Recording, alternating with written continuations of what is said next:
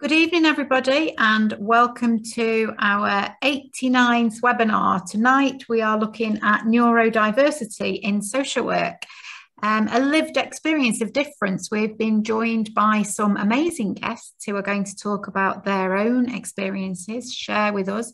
I'm really looking forward to learning tonight. I always love the panel webinars, as you know.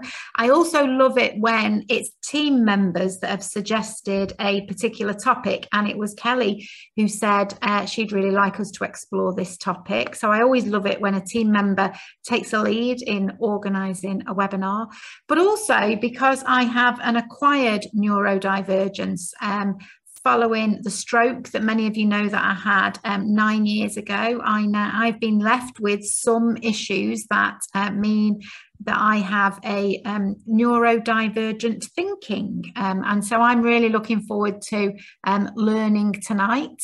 And I think even Kelly has acquired neurodiversity on one of her slides, which actually I think describes me. So I'm really looking forward to hearing tonight.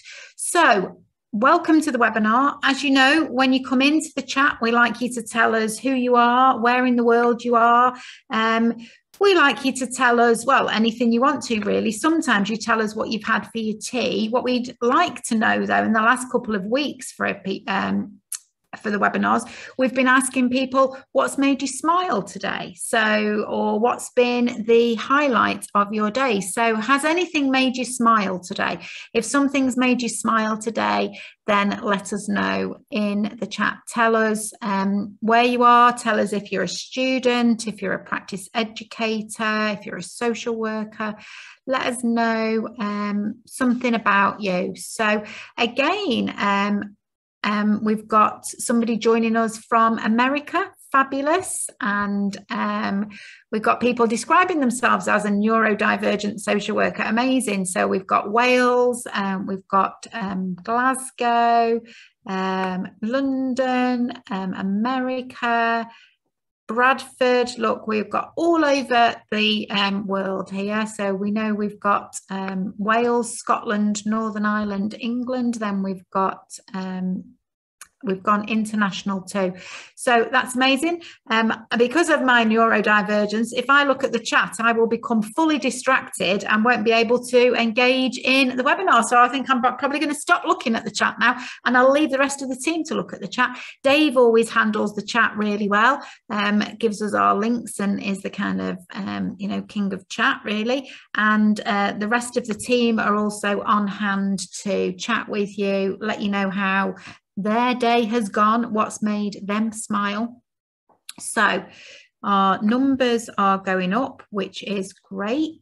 I'm not getting distracted here, but I did just pop up to see that Debbie has passed her ASYE, which is amazing. Congratulations on that, Debbie. Well done.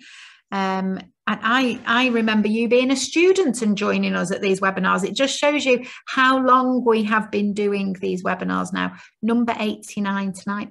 So next week is our last one of the season, and then we're going to take, I think the team's going to have a well-deserved break over the summer. We'll be back in September.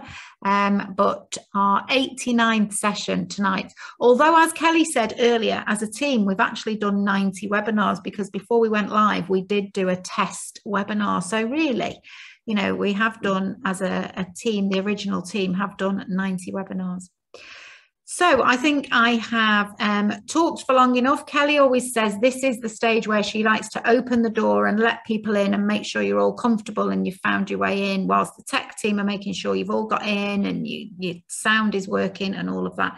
And everything seems to be going smoothly. So I am at this point going to hand straight over to Kelly, who is going to introduce the session for us. And it was Kelly who suggested that we do this topic, and I'm really pleased that she did. So Kelly, tell us all about it.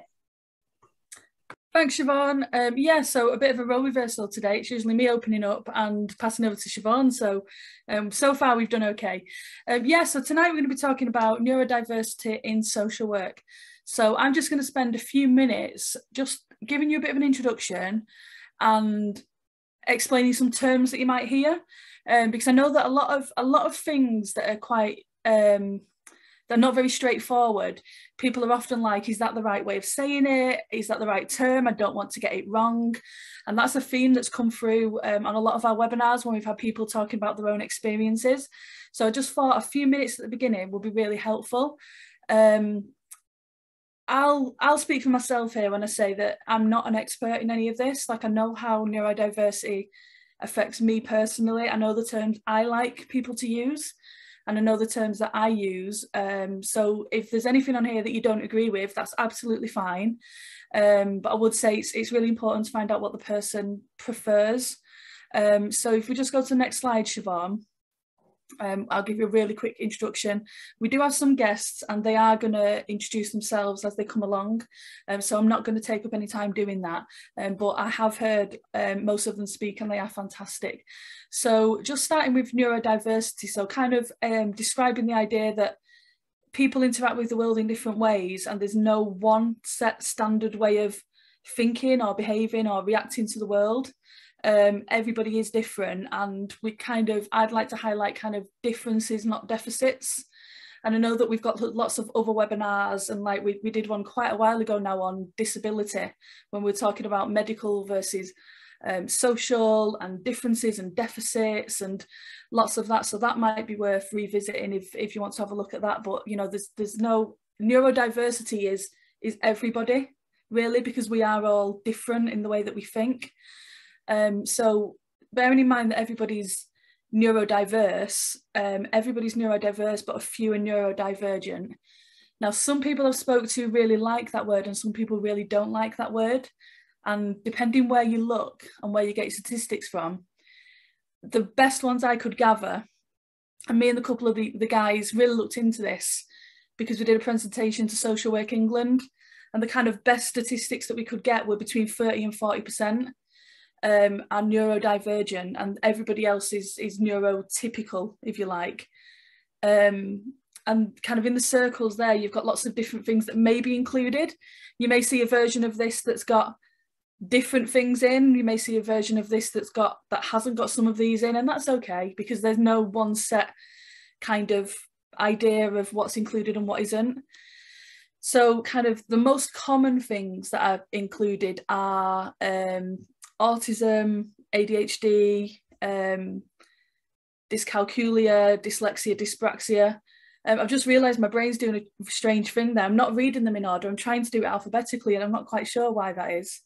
If I was trying to do it that way, I would have started with acquired neurodiversity, which could be things like a stroke or a head injury, some kind of forms of epilepsy, any mental health conditions, things like Tourette's. Max is going to speak to us about OCD, but I realise that's not on there. So it's lots of different things that are included, but there is a reference slide at the end. So if you want to kind of have a look at where those stats are and where they're found, you can check that out later.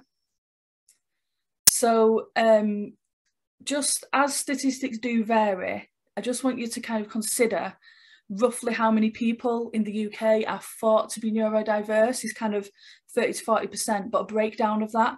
So in kind of numerical order there, we've got around 10% of people have dyslexia, around 8% of people are dyspraxic, around 8% of people have ADHD, 6% have dyscalculia, about 1% have Tourette's, and 1% are autistic. I'm not quite sure if you're someone like me where you've got dyscalculia and ADHD, whether is that 8 added, is there 8 and 6, or how do you work that out? I've got no idea about that. But on the slide in a minute, it's just going to come up some kind of more average statistics. So around 3% of people have got depression. Around 8% of people have got type 1 diabetes. I was quite surprised that around the same amount of people that have got type 1 diabetes have got ADHD. So I would have thought that maybe diabetes would be higher, but it's roughly the same. And around 12% of people have got asthma. I would have thought that was a lot more common, but maybe it's the people I know. Other people don't tell you if they've got dyslexia. I'm not really sure what that is, but I think that's a whole other session of trying to figure out what that means. So yeah, just moving on a little bit. So there's some references there, and I would say kind of check them out later, but just to give you a really kind of brief kind of intro on that, but I would say it's really important to ask the person that you're speaking to what words they prefer. Somebody I know, I won't name them, hates the word neurodivergent. She said it feels like there's something wrong with it. Like, she doesn't like neurodivergent because it feels like I can't think of the word that I'm trying to, like Siobhan said earlier, I'm feeling a little bit neurodivergency. So I can't think of the word, but it feels like there's something wrong with it. So she prefers neuro deluxe. I've also seen on different Facebook groups that people like the word neuro spicy. Like, I don't like that. I wouldn't like that. Or some people just say neurodiverse to mean all of it. So yeah, kind of check with the person what they like to be called, I would say. And yeah, that's just a really quick neuro sparkly. I like that one. Yeah, so that's just a really quick introduction. And then the next person we've got speaking is on the next slide. So I'm going to pass to you, Siobhan. Thank you very much. That was a really interesting introduction, Kelly. I wasn't quite sure about why the slide had the number of people with asthma and diabetes, but I can see now what you were doing there was a comparison to give us some ideas of this kind of, and that was really interesting. So thank you very much for that. I do love these. I'm going to look into the neuro sparkly or the neuro. I don't think I'd like the neuro spicy one, but I'm going to try and see if I can come up with one that I'm comfortable with that I like. So thank you for that. We're going to hand over now to Max. Now, I've not met Max before until we had the just a bit of an intro that we have before the webinar, and I think Max is going to be fascinating and has got a lot to share with us. So Max, can I hand over to you? Is that okay? Yes, thank you, Siobhan. Appreciate it. Can you all hear me okay? I was having a bit of trouble with my mic earlier, but I'm pleased it's clear. Yeah. Okay, so yeah, my name is Max Hawker. I'm a London-based social worker supporting looked after children and care leavers, which I think I've been doing now for a number of years, and I enjoy it very much. I am also a novelist, and we'll talk just briefly about one of my novels later on because it touches upon my professional and personal experiences. So I have obsessive compulsive disorder, and OCD for short, is probably something that you've all heard of, particularly in the media, and may have different ideas about what it involves, what it looks like, and what the experience is of someone who is actually diagnosed with it. So OCD blurs the line between mental illness and neurodivergence. Studies have shown that the functioning of multiple areas of the brain structure are quite different in people with OCD to people who are quote unquote neurotypical. OCD itself is when you have these persistent intrusive thoughts. They're often very surreal, very illogical, and they are highly distressing and take on an obsessive quality. To try and alleviate the anxiety of these thoughts, someone with OCD will carry out compulsions. Some of these compulsions are visible. So if you think about the sort of stereotypical washing your hands repeatedly, that would be a good example of something you could see. But a lot of the compulsions, I would argue the majority of the time, in fact, are compulsions that you cannot see. So, for example, seeking reassurance if you're upset about something isn't something that it's not a physical action that you see someone doing. It's something that you could observe someone doing as a behavior, but it can be done in quite a subtle way that you're not even aware of it sometimes. The important thing to remember, and I always stress this when I speak about OCD, is that when you have OCD, the thoughts you have are completely unwanted. They're very upsetting and they play on your deepest held fears. My running theory is that OCD sort of connects with some of your core values and tries to convince you that you are someone who is actually the complete antithesis of those core values. And when I talk to you in a bit about my particular obsessions, you'll see why it's been such an issue for me working in children's social care. So there have been numerous reported incidents in the research about the condition whereby medical and social care professionals have misunderstood OCD completely, and they've thought that someone with the condition has been quite dangerous to other people. And this has been quite a big issue, which I'm pleased to see research is sort of gathering some pace about. Again, in the media, you'll see OCD mentioned. You'll see it used as an adjective, and I think the dictionary now includes OCD as an adjective and describes it as a slur. So you've probably all heard someone say, "You're so OCD," or "I'm so OCD about this." It's quite possible that you may have said it yourself at some point without realizing it. But behind that is a very serious condition. And it's a shame that the media does tend to mock it quite a bit, and it is something I've heard from a lot of professionals throughout the years. OCD can affect as many as 1 in 100 people, which I believe is the same kind of statistic as for autism spectrum disorder. So we are looking at quite a number of people potentially fitting a diagnosis of OCD. So for me, I was diagnosed at the age of 14. And at the time, my obsessive intrusive thoughts are around contamination, concerns about hygiene, and I was terrified for a number of years about ending up in jail for breaching music piracy laws and breaking copyright. And the way I thought I was going to break copyright was by quoting from movies, and I would get arrested for it because I was breaking copyright. That's how surreal OCD can be, and I can look back on it now and sort of laugh about it, but I remember in the moment I felt absolutely terrified that this was really going to happen. It can be quite hard for someone looking in at OCD to quite understand that, because it is so surreal, so illogical, that you think, how on earth can you be worried about something as ridiculous as that?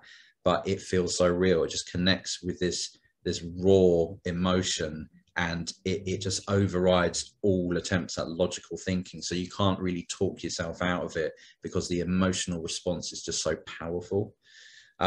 So that developed over time because OCD has different themes.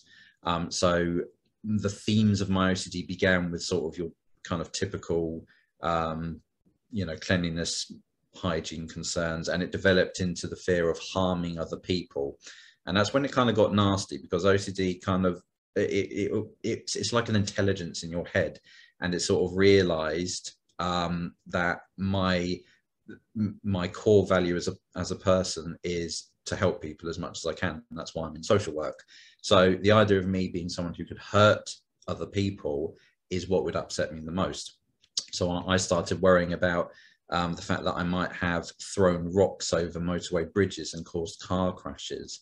And I would develop these sort of false memories of that happening. So I would look back on a time in my life as a child, and I would think, I was near a motorway at this point. Did I do this? Was I on a bridge? Was I doing something like this? And it would become such a powerful feeling that I would create a really vivid image, and it would be as though it was a memory. And so false memories is a symptom of OCD as well. As time went on, OCD sort of refined itself for me into a fear about harming children. And I would have really upsetting intrusive thoughts about pushing my own children down the stairs or hitting them or things like this. And it was very, very upsetting. And particularly for a man, I struggled with it, because it's not exactly the kind of thing that you can just come out and say, oh, I've had thoughts about hurting my own children or hurting another child or something, because the instant response is, oh God, we need to do something about that. And working in children's social care, where I'm meant to be, supporting children and helping them, it was particularly difficult. So with my day-to-day work, and because of the obsessive nature of my brain, things will sit with me each night. We have that all the time anyway. We worry about what's going to happen to someone in social work, but it would become really out of control for me. And I would have all these what-if scenarios about what could happen. And a lot of the time, they would just spiral out of control. And become something that just seemed completely incomprehensible, and something that realistically just never would happen. And that's something that I have to deal with in my work on a day-to-day basis. And it's part of the reason that I've sort of looked at my limitations and thought there are certain elements of social work that I don't think are good avenues for me to go down, at least at this time in my career. So, for example, quite intense child protection social work is something that I think my mental health would struggle with at the moment. In terms of my practice, it affects the way I do the day-to-day work. I mean, I will double check, I will triple check, which is always a good thing to do, but it can become quite time consuming and get in the way of doing, doing other pieces of work. I will do things in a very particular way. So, for example, if I need to get an assessment or a report done, I will spend an enormous amount of time on it and really focus on getting the intricacies right, the details. And obviously that's something we need to do in social work anyway. But again, because I would become quite obsessive about it, I do it to the point where it becomes a bit of an issue for me. So I have to try and get on top of these things when I'm working. And fortunately at work, I've been blessed with some very good managers who are very understanding, and we find ways around it. So maintaining a kind of structure that doesn't upset my brain chemistry too much is something that I have been able to do, and I'm very pleased about that.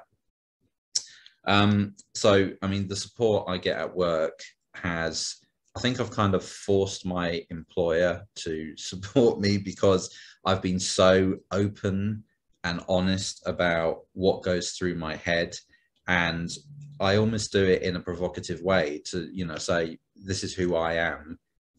There's not a problem with me being in this role. You're going to have to accept who I am and deal with it. And it's kind of worked, because I've been able to support managers understand OCD a bit better.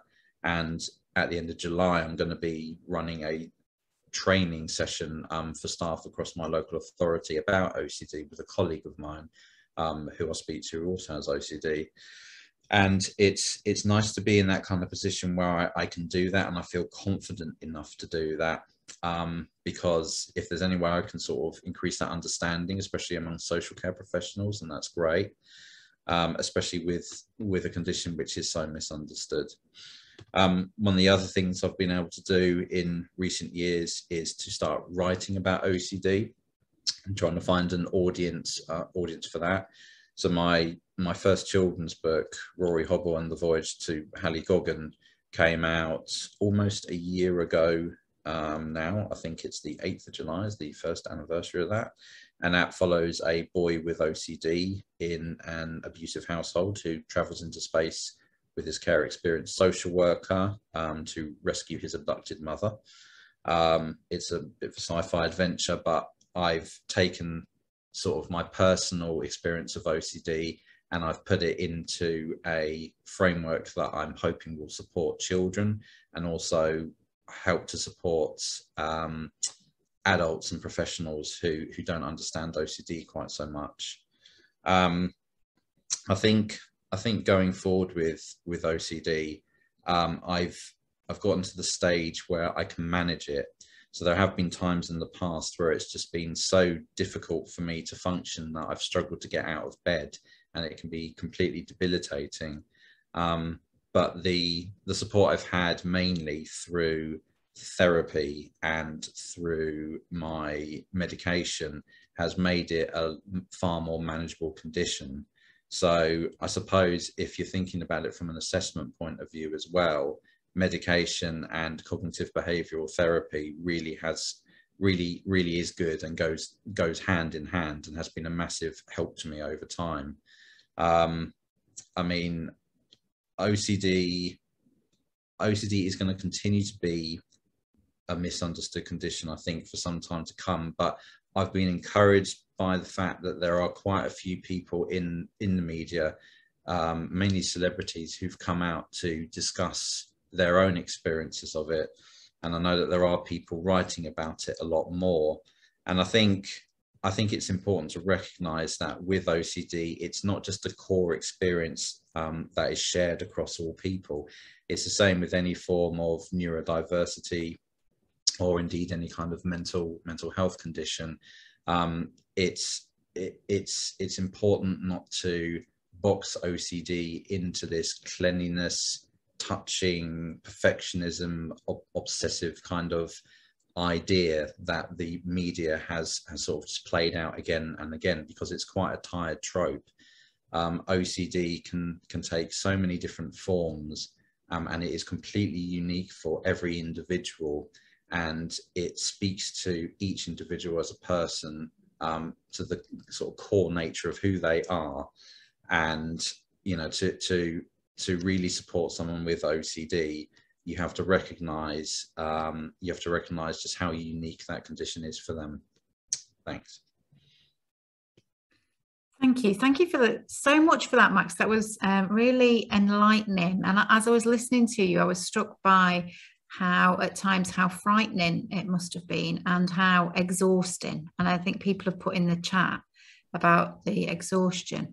And I think social workers are exhausted anyway, and a social worker with OCD having all those layers of exhaustion, that's must have been very difficult. But also, as I was listening to you, I could hear so many strengths as well that were coming from your experience and from the way that you're managing that and learning from that. So thank you so much for sharing that. There are a few questions for you in the Q&A, and so if you're able to get into the Q&A and answer those, that would be great, because I think people don't want me to stop you talking, but because we've got so many guests tonight, then I'd need you to go into the Q&A or share your thoughts in the chat with people. But thank you so much for that, Max. That was really, really enlightening, and I really appreciate you sharing your experiences with us. So thank you.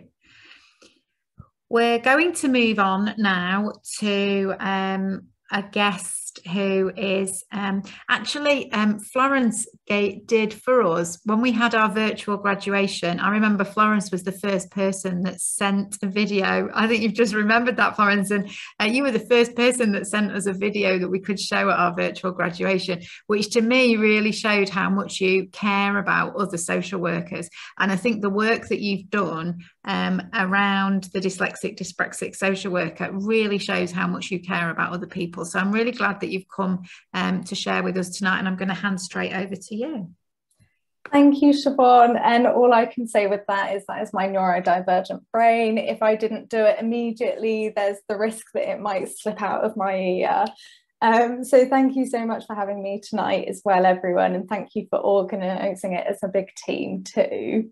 So just a quick introduction to myself. If we could go to the next slide, if that's okay. Siobhan, sorry. So I am a dyslexic and dyspraxic social worker. I work primarily with children and young people and have worked in child protection. I've worked in CAMS, and I'm currently working in the voluntary sector. But what I've come here today to talk to you about is a blog series called The Dyslexic Social Worker that I started around about a year ago. So this blog series provides kind of advice for students on essay writing, essay planning, tips on reading, and also when it comes to the kind of tail end of your studies, applying for the assessed and supported year in employment. It also provides advice for practitioners on ASYE support, so kind of workload management and how you can map the practice that you've done to the PCFs and KPIs, and then on job applications, interviews, and some practice tips. The one that I do think is very important is the advice for employers and organisations around job adverts, interviews, and induction periods. So what kind of things can they do to make them more accessible? So there are kind of four main reasons why the blog was created. First and foremost, it was personal experience. At times as a student and within practice, I felt out of my depth compared to my peers, and I often internalised this as something personal. I had an inner voice of I was broken, as opposed to observing my practice and the way I work and seeing that actually I do things differently to the modern norm, and this doesn't mean that it's wrong, it's just different. Those experiences often made me feel alone. I didn't know what peers in my cohort were also dyslexic, and it wasn't openly spoken about.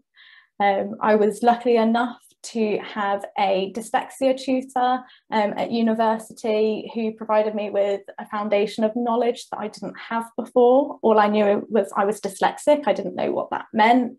So she really helped me lean into my way of thinking and working instead of the norms that were expected of me.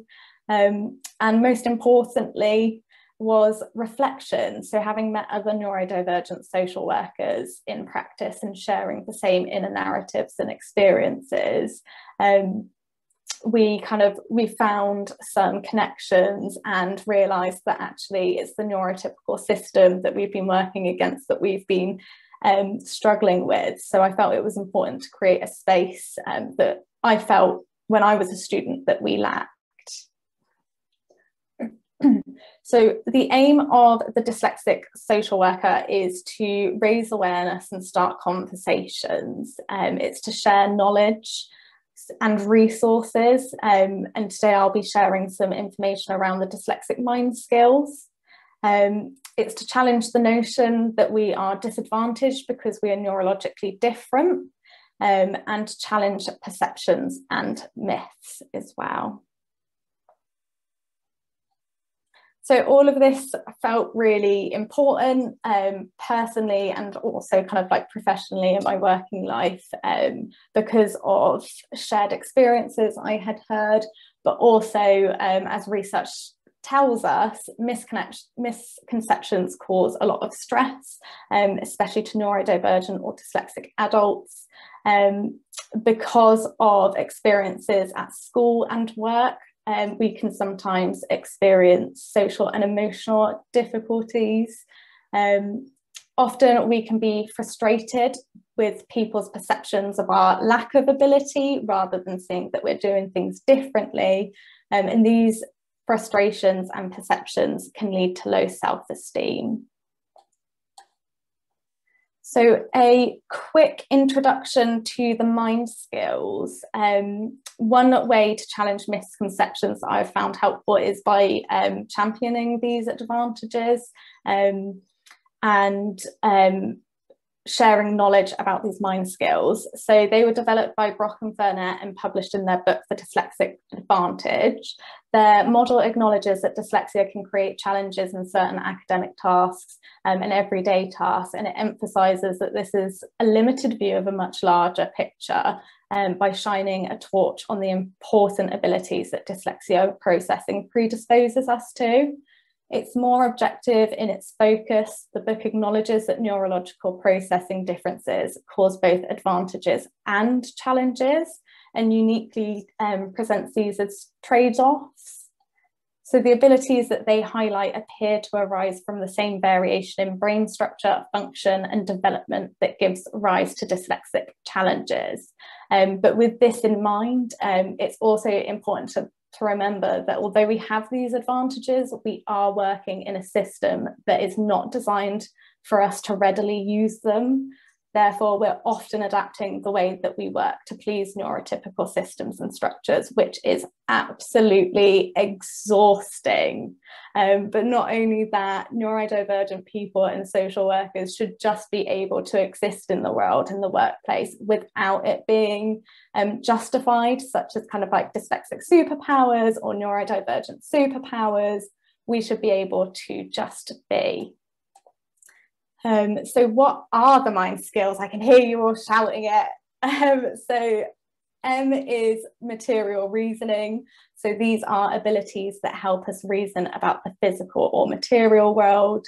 interconnected reasoning. So these create exceptional abilities to spot connections between different objects, concepts, information, or points of view.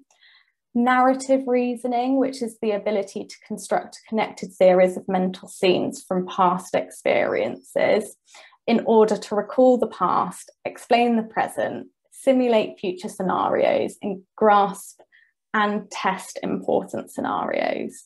And the final one is dynamic reasoning. So this is the ability to accurately predict past or future states using episodic simulation.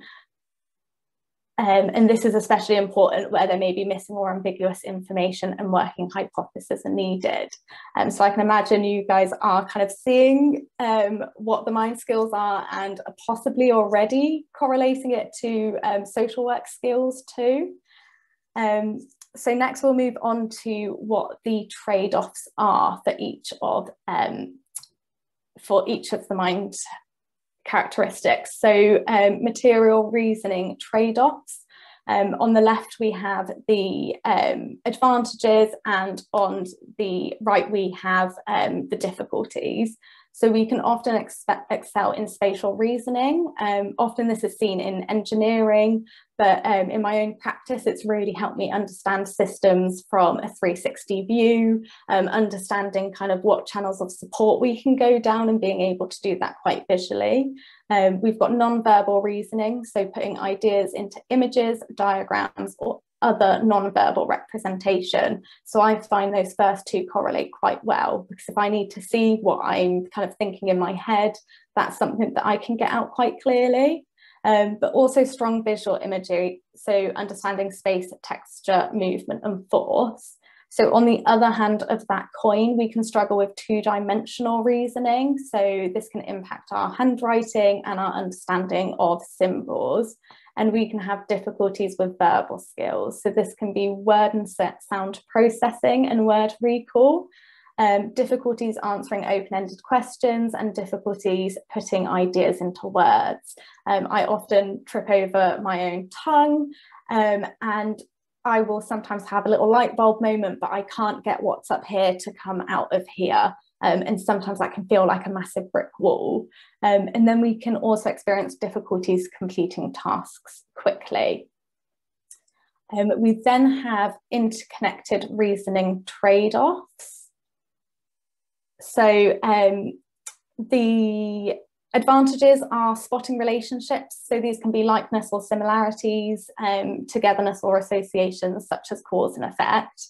We're more likely to find creative and unusual solutions and ideas, and we have strengths in shifting perspectives. So we can see connections between perspectives or approaches or different points of view, which again, I think is a kind of an amazing skill to have as a social worker, because often we are trying to see the world or understand things from other people's perspectives. And then we're big global thinkers, so we can see the wider context and big picture reasoning. And then on the other hand of that neurological coin, we often seem off task when others can't see the link of what we're doing. Rich and multiple associations can become overwhelming for us. We can have difficulties screening out irrelevant environmental stimuli such as noises, movements, or visual patterns. We can be confused by ambiguities and find it difficult finding concise and succinct answers because we see a lot of complexity, links, and ideas. So often, for me personally, this presents as not knowing where to start an answer. And once I've started, I'm thinking, oh, I should have started somewhere else because this now connects to this. And often, if I'm not sat down, really kind of sorting the wheat from the chaff, it can become a messy scribble in my brain. So nicely moving on to narrative reasoning trade-offs. So we have the ability to see things like a story and recall information and facts through episodic memory and story comprehension. So this can be almost like situational learning, so remembering information through context, where you learn a fact, what you might have smelt when you learn a fact, It allows you to understand the full range of a particular concept, and you can see lots of different examples, and gives you a great ability to see things as a case-by-case understanding. We can share learning through stories and examples, and I know personally that facts and figures can get me so far, but hearing a story can really bring that learning to the front and bring that personal perspective and really give it kind of that human meaning, and great communication skills. So this can be good at explaining once you've sorted the wheat from the chaff, but also making a compelling case as well, such as making a compelling case for reasonable adjustments to be made. That's where I try and exercise it. But on the other hand of that neurological coin, we cannot, or we find it difficult to give single, generalized or typical answers, explanations, and we cannot do multiple choice because we think of the exception to the rule as opposed to the average. And then we finally move on to dynamic reasoning. So the advantages are that we can make sense of distant and unusual patterns. We can often operate through insight-based problem solving. We have the ability to plan backwards and to adapt to new situations, and also to adapt to quickly changing situations. And the one that I absolutely love is patient reflection. So having that ability to see where we are at the end and figure out how we got here, through also our kind of narrative reasoning skills as well. And then on the other hand of that neurological coin, forcing insight-based problem solving can inhibit it. But not only that, to a neurotypical eye, insight-based problem solving can appear slow and unstructured. We can find it difficult to explain steps of a process that we've made, and sometimes it can create a reduction in speed and efficiency. So what can we do to help challenge misconceptions and champion neurodivergence? So one of the kind of main threads for me, and I know Kelly, thank you, brought it up earlier as well, is acknowledging that differences are not deficits. Just because we are neurologically different and we may do things differently, it doesn't mean that it's a disadvantage or a deficit. It is different. We can encourage colleagues and managers to be curious about different learning needs. So that's having that conversation again, and not assuming you're an expert because you have a dyslexic friend, a dyspraxic friend, a family member that has ADHD. We're all different. We all present differently. So be curious about us as individuals. One of the things that I champion most where I work is supporting neurodiversity training as mandatory for all members of staff and especially managers, and ensuring that there's that lived experience that's driving it as well, because this can have positive impacts outside of our work environment and can help us to support children and families better. So it's not just about what we can do in the workplace, but how can we carry this forward to the people that we work with as well. To encourage colleagues and managers to create a psychologically safe environment is really important, because this can help facilitate those open and honest conversations about learning needs and about differences without feeling that we might be judged, we might be kind of misunderstood, or we might be attacked for our differences as well. We can we can support the development of a workplace culture where reasonable adjustments are made for every person, especially neurodivergent employees. As Kelly again said earlier, we are all neurodiverse. We all have diversity in the way that our brain works, and everyone is going to need slight adaptations because not one person is the same. But this is especially true for neurodivergent employees. So make adaptations the norm is my motto. And then encourage others to read about the mind skills and explore their own mind strengths. So that's specifically in relation to dyslexia. There's also a really good book that I find really digestible called Made by Dyslexia.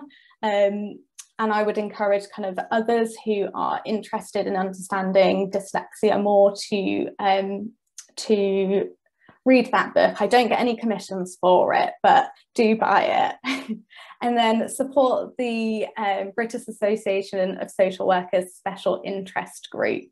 I'm not going to say anything about that because I know we have a guest speaker to talk about that. So all that's left for me to do now is thank you all for inviting me and for listening to me speak today. Thank you. Thanks so much, Florence. I'm so glad that we asked you to come as well, because you really absolutely modelled that model. So you're talking about, when you were talking about the mind skills, I wrote down, these are such important skills for social work. And then you showed every one of those skills, every one of those key social work skills around, you had great communication. And I got a lot from that. And I do love that thing about not seeing things as a deficit, but seeing things as a strength. So I connected a lot with what you were saying, especially about reading, and I like your blog and some of your videos about that. But because when I had my stroke, I lost the ability to read and write, and I needed to relearn to read and write. And now I read and write in a very different way than I did before I had my stroke. But one of the things I always think of is I wrote social work theory cards after I had my stroke because I couldn't write a book. I couldn't sit down and write a book. I didn't have the ability to write for that length of time. And I thought to myself, what can I do? I could write something short, just short things. And those theory cards have been so popular, and people in the profession love those theory cards. Yeah. And they came from a place that could have been considered to be a deficit, but actually has been a great strength. So I think there's elements there, aren't there, of the way that we need to look at things differently. And I think, the people in my stroke rehab services, most of those professionals were saying to me things like, you need to come to terms with what's happened to you. You'll never return to work. You've got unrealistic expectations. But trying to build on strengths all of the time is what social workers do. And if we can find the strengths, then we can build on those. And actually, I think every challenge can create a strength. And so I love that idea of trade-offs. So I think that was great what you shared there, Florence, and such a lot. I was writing so many notes for myself that was really helpful, so thank you. I think there's questions for you in the Q&A as well, so if you could go into there or into the chat as well. I know you're probably tired now, but if you could just do that just for the next little part. And we're going to go straight back now to Kelly, aren't we? Kelly, you're going to share with us now. You started us off, but now you're going to present and share with us. So I'm going to hand over to you. Yeah, thank you, Siobhan. So I just wanted to give a little bit of a perspective on being a student and being on placement and being neurodivergent, and some of the things that have helped at university and some of the things that have helped on placement and what that's been like.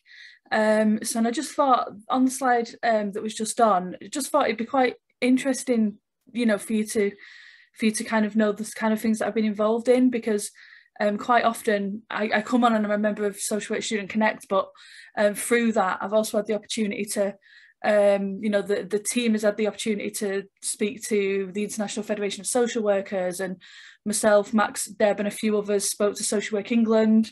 Myself, Kat and Chris have been delivering and writing training packages to councils and universities, and it's all the kind of thing that I never thought I would do, because I don't see myself as being very academic.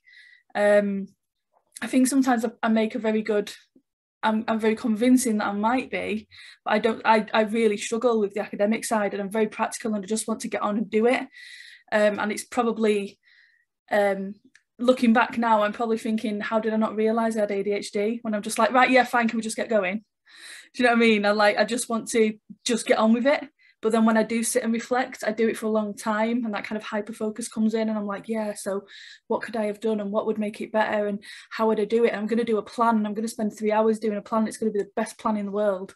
Like that penny took a long time to drop, to use a bit of a kind of, a bit of a kind of term, but I never would have thought I'd be doing that. So I thought it was just important to put a few things on like that, because I'm the person that comes on and opens webinars and cracks a few jokes, because that's my way of coping with not being very quick sometimes and being a bit like, sorry, what did you say? And I really wasn't paying attention. Crack a joke and everybody will forget about it.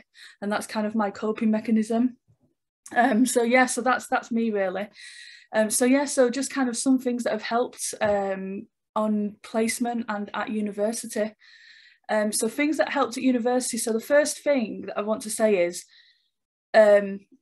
if you're a student who's just starting your course or you're thinking about studying social work, be persistent. If you have got a diagnosed condition and you feel you want an assessment, the university can do that for most things. But be prepared to be very persistent, because you'll get things a bit like Max was saying about, people say, oh, well, we're all a bit like that and you're so OCD. People say that about pretty much everything. So, but you don't look like you've got ADHD, but you don't seem autistic. Are you sure? Because you've got really good eye contact. You're really good at talking. You're always on time. Be prepared for those things, and be prepared to kind of fight for the support that you feel you need. And there's a whole other conversation there around, is a diagnosis helpful or not, or is self-diagnosis enough? And it depends what you want and what support you feel you need and whether that is helpful or not.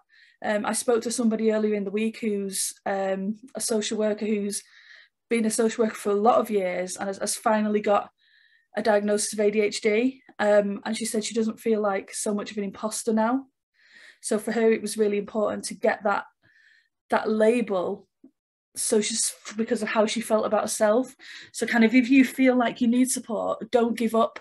I arrived at university with a diagnosis of dyscalculia that I'd had done in a previous job, where they paid for an assessment, but university wouldn't accept it. And they made me go through a screening program on the computer, click, do you struggle with this, yes or no? And it tots up your scores, and it said there were no issues. So I had, in one hand, I had a report from an ed psych saying I did have dyscalculia, and I had the university saying, well, the computer program, screening program says you don't have any issues. So I had to be quite persuasive and say, I frankly, I don't care what the computer says.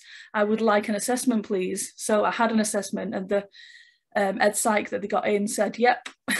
Before the assessment was over, she said, yep. So, be prepared to be really persistent. And also with the support that you're entitled to.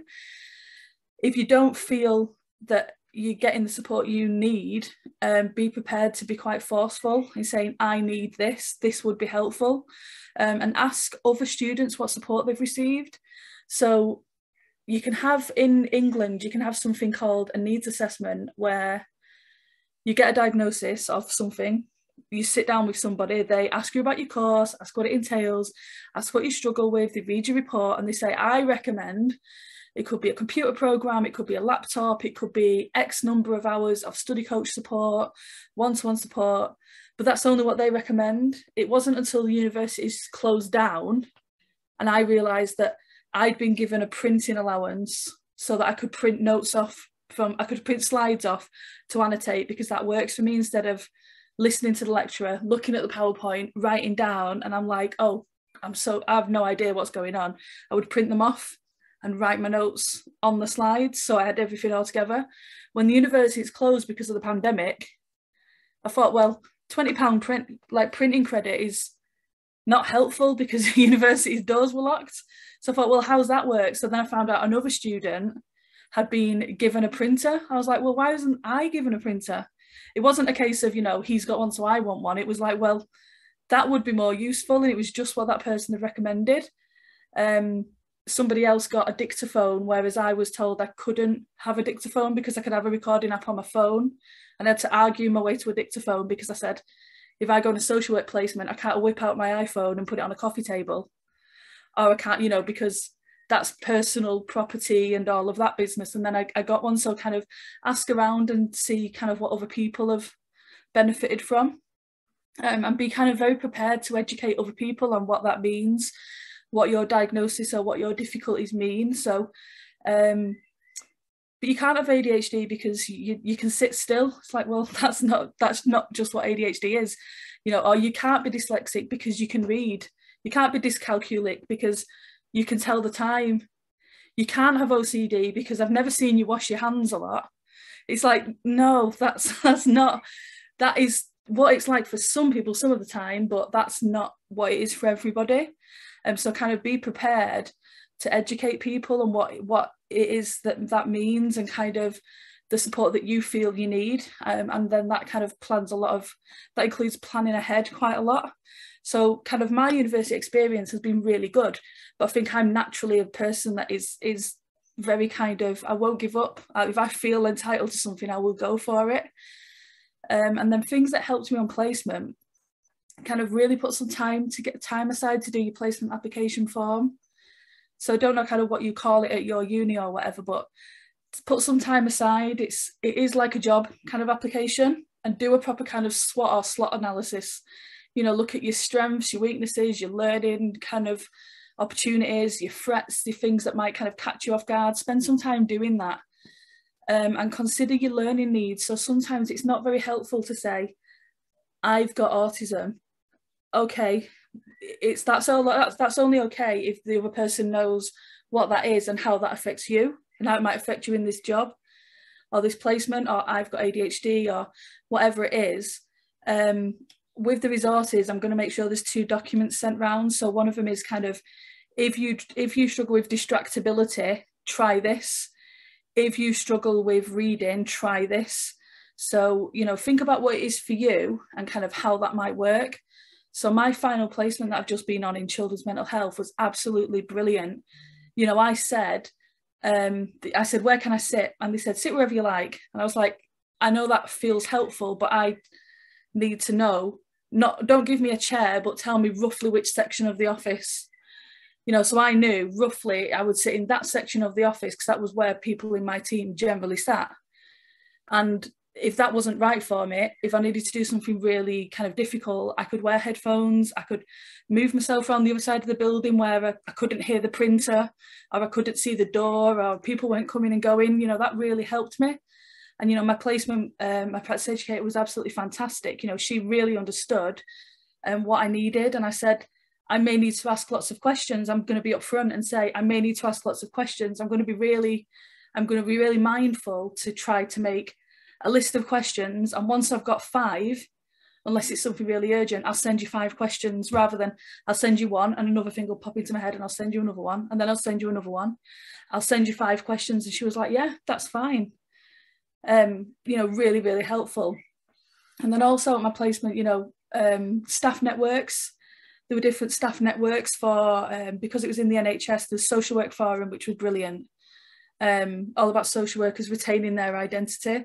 But then there are also networks for people with disabilities or people with differences. So kind of have a look, are there any networks? What peer support is there? Kind of absolutely fantastic groups that kind of do that. And that's a mark of a really good organisation that they've thought about that as well. And also some other people have mentioned, what positives does your neurodivergence bring? So one of the documents that I'll send around with the resources is similar to what Florence was saying, what positives, because I would say it is a difference, not a deficit, but the amount of energy you need to put into things to make sure people understand you're doing the extra. You start earlier than everybody else, you finish later than everybody else. It is exhausting. So what positives do you bring as well? Not in a kind of toxic positivity way. Oh, it's great, I've got ADHD and dyscalculia and it's amazing. It is amazing sometimes, but most of the time it's quite exhausting. So kind of, have a look at what you can do to help yourself and plan ahead. And I think, I'm going to spend lots of time watching this whole webinar back, because I think we've all got something to learn from each other. And I think, I'm really glad you mentioned that about the theory cards, Siobhan, because I know that's a question I specifically asked you, didn't know about those. Yeah, and I suppose it's just, it is about just recognising where strengths can take you and seeing things positively. I suppose I wanted people to see that there are positives actually that come out, aren't there? And absolutely. Thank you so much, Kelly.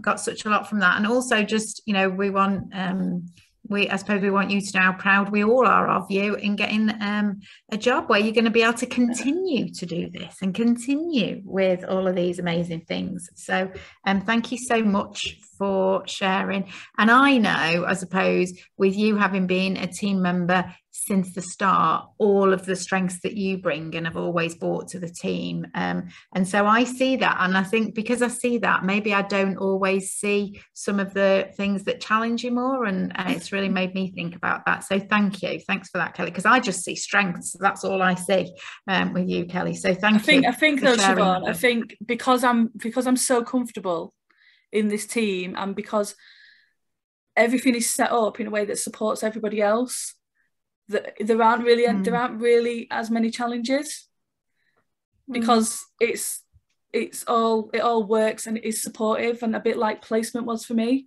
I know some people were counting the days down to when they finished.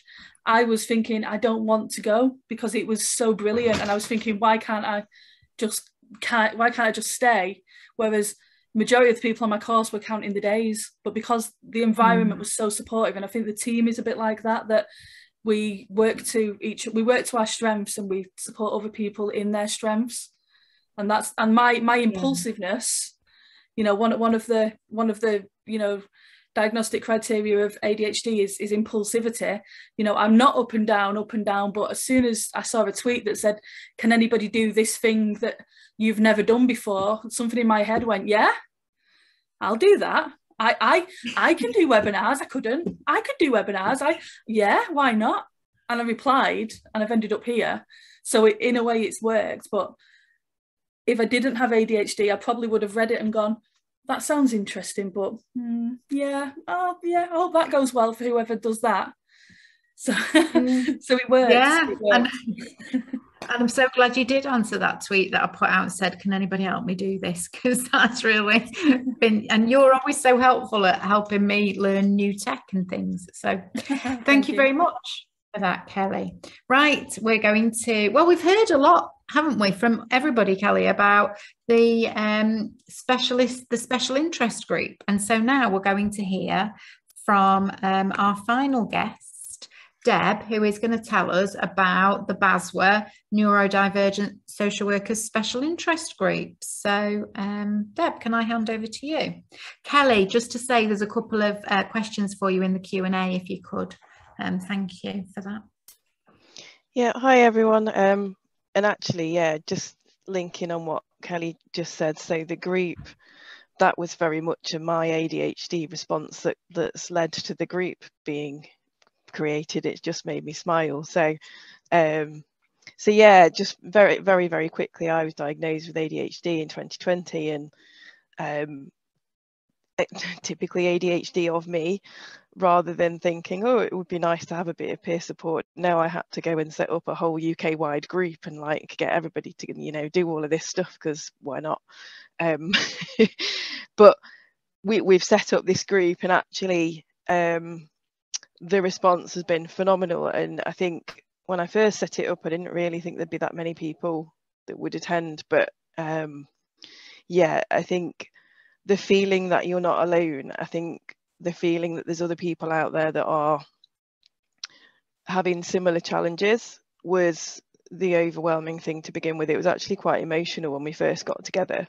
You know, it really was quite an emotional experience, and it's very much evolved. Here's the details are on the screen now of how you can get in contact with us. We meet once a month on the last Tuesday of every month. We've also got a couple of subgroups. So we have a student subgroup and we have a research subgroup at the moment, but it's a group where it's kind of, if you've got an interest, if you've got something you want to work on, you want to do, bring it to the group and we will work on it. But the most exciting thing about the group right now is we had to submit a motion to BASWA, which I've never done before. I had no idea what we were doing, but we've figured it out. we've submitted a motion to BASW AGM, and what we've kind of asked for, and it was the only motion that was unanimously passed. What we're asking for is BASW to support us to kind of make neurodiversity something which is really part of their work this year, something that's has a light shone on it. Sorry about the motorbike that's just gone by really loudly. So it's about increasing awareness. We're asking about training. We've been talking about mandatory training for managers in local authorities. We put in there about celebrating good practice. So we've also got some money from Social Workers Union. We're doing a campaign fund about celebrating neurodivergent social workers. And that's very simply just celebrating neurodivergent social workers. We are here, we have skills, and we want to talk about good practice. We want to talk about, you know, what we bring to the profession, and just be present and be there. That's a couple of the things. There's quite a few of the things that we put forward. If we can go to the next screen. Yeah, brilliant. Yeah, so asking local authorities to look at policies as well, and staff networks, looking at training for social workers and managers, but making sure that that training, I don't know about everybody else, but it drives me insane when we have all of this, you know, autism awareness training, but there's no one on there that has any experience of autism or understanding or anything like that. We need to have people that have lived experience involved in the delivery and the development of these courses. And then the next slide, if that's okay. And then, yeah, just for some work with universities as well. So looking at the contributions that researchers and practitioners, because there's so little research out there at the moment on neurodiversity in our profession. There's just nothing out there. So it's recognising that, looking at what students are going to be needing as they come into our profession, because we know statistically that there are additional challenges, and unfortunately people are finding it difficult to stay if they're not having the right support. And for the regulators, so Social Work England and the other regulators across the UK, to actually be taking these things into account. There's a whole lot of things there, which I know is probably quite overwhelming, but what this means is BASW have acknowledged that we're asking for this stuff to happen, and they've said, yeah, this needs to be a priority. And that's a huge win, because this time last year that everybody was kind of saying, oh yeah, that's neurodiversity, that's interesting, anyway, let's talk about something else. Now there's a duty for them to, you know, next year they're going to have to respond back to the AGM and tell them how they've supported us. So this is huge. This is huge for us. There's lots of work for us to do, but the group isn't just all of this. There's lots of action, but it's also hugely about peer support. So I don't want to put people off thinking that you're only going to come here and it's going to be all action. It's not. There's lots of peer support. There's lots of sharing, and we have speakers sometimes, and it's just a safe space. So anybody wants to contact me, ask a bit more about it, please do. Yeah, that's me. Fabulous, thanks Deb. And I think the group is, what I hear is how valued the group is in terms of that peer support and that coming together. And what I absolutely loved there, looking at your motion for BASW, was your phrase about neurodivergent social workers thriving and flourishing in the right environment. And I think I hear so much people talking about surviving social work or surviving social work education, and it's about thriving, not surviving. It's about flourishing. And I think that's what we've demonstrated in this panel webinar tonight, is the strengths that people bring. And And diversity, you know, we think about diversity in our webinars all of the time, and thinking about how we can celebrate diversity is just so important. So thank you for setting up the group, and thank you for everything that you're doing. And thank you for being our final guest speaker. We have one more bit of news that we want to share. I can see it looks like Kelly is typing away, probably still answering questions in the Q&A or dealing with chat, but I am wanting Kelly to come and also talk about this. So those of you who come to our webinars regularly will know that we have supported, or the Social Work Student Connect team have supported a couple of books so far. So Outlanders had Diana, who I can see is in the chat today, and Omar, who were previous team members, contributed to Outlanders, Hidden Narratives from social workers of colour. Mary Carter, who was an original Connect team member, co-edited with me Insiders, Outsiders, which was Hidden Narratives of Care Experienced Social Workers. Kelly and I have talked about the need to have something similar, sharing narratives from neurodivergent social workers. And so we wanted to mention that tonight, because we did think there might be people in the audience who are neurodivergent, or who have experience of, I can see some of your parents of neurodivergent children. And we know that we thought, whilst our guest speakers are here, we could say, I'm sure you've really learned a lot from listening to them, and we hope that they will all provide a narrative to go into the book. And yes, maybe we'll have to think, David, about whether we're going to call it neuro-sparkly, neuro-spicy, neuro, I mean, what were those phrases we had at the beginning? I don't know. We'll have to find we've not thought of a title or anything yet. But quite soon, what we will be doing is sending out a call for submissions, a call for papers. And what we would encourage you to do is do exactly what Kelly said earlier. Don't look at it and think, oh, well, that's interesting. I hope other people who write about that will say something good. Write something, add something, put something in, because for me, these books are really starting to challenge the curriculum. You know, we are now getting people contacting us saying, we want to do book clubs about these. We want to address these narratives are vitally important, and these narratives come from social workers, and that's where our knowledge base should come from. You know that the international definition of social work talks about Indigenous knowledge. There's nothing greater in terms of Indigenous knowledge than people in the profession sharing their knowledge.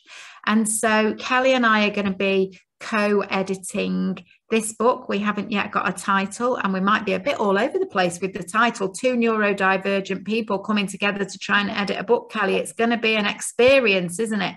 But we'll pull it together, and it's, you know, it's just very brand new news, but hopefully we'll be able to, in the same way that Insiders Outsiders is supporting the new group of care experienced social care workers, hopefully this book will support the BASWA Special Interest Group too. So if you see a call, watch out, and or email into the team's email address and tell us you're interested. And as soon as we put the call for papers together, we will email you and tell you, here's how to submit, here's what to do.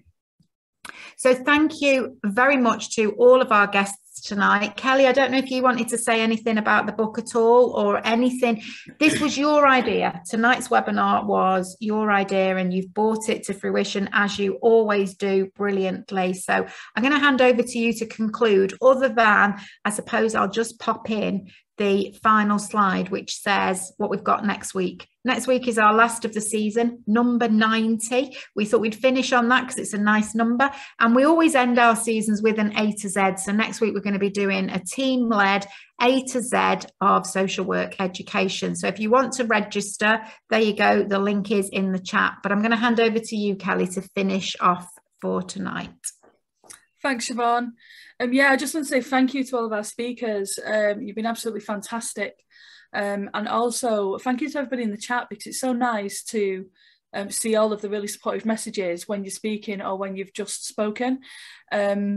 And, you know, if you do have any specific questions, please do use the email webinars@kerwinmclean.co.uk that I've just put in the chat, and we'll do our best to get back to you, and we'll pass your messages on to onto the guest speakers, or see the Twitter page, because they're all on Twitter and you can have a good chat with them.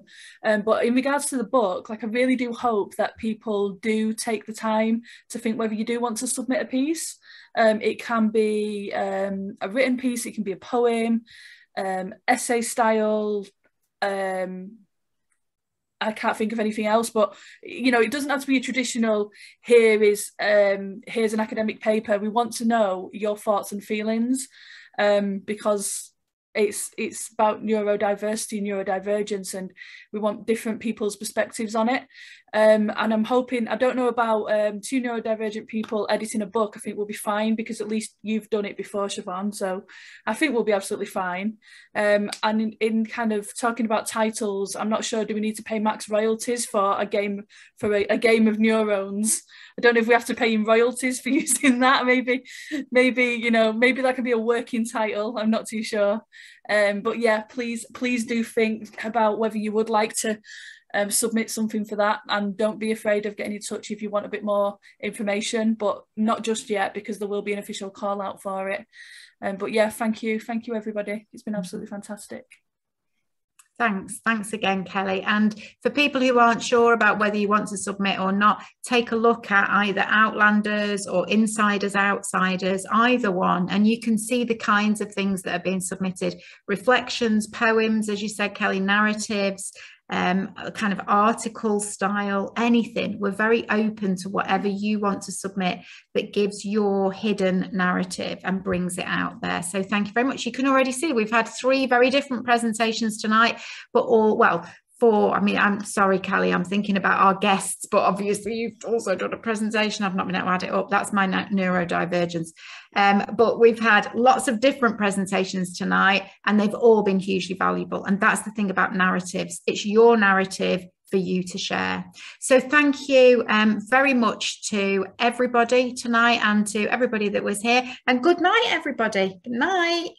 Bye.